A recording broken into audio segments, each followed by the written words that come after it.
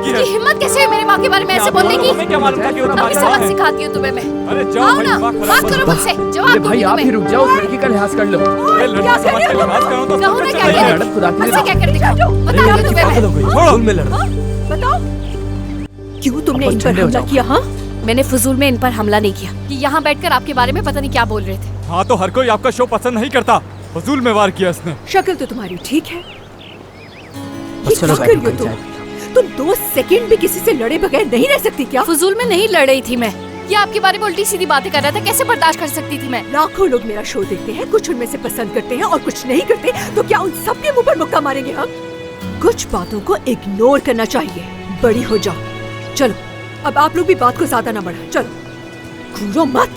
ये कह रहा था कि आप जानबूझकर टीवी पर रेटिंग लेने के लिए ये सब कुछ करती हैं, तो कैसे चुप रहती मैं?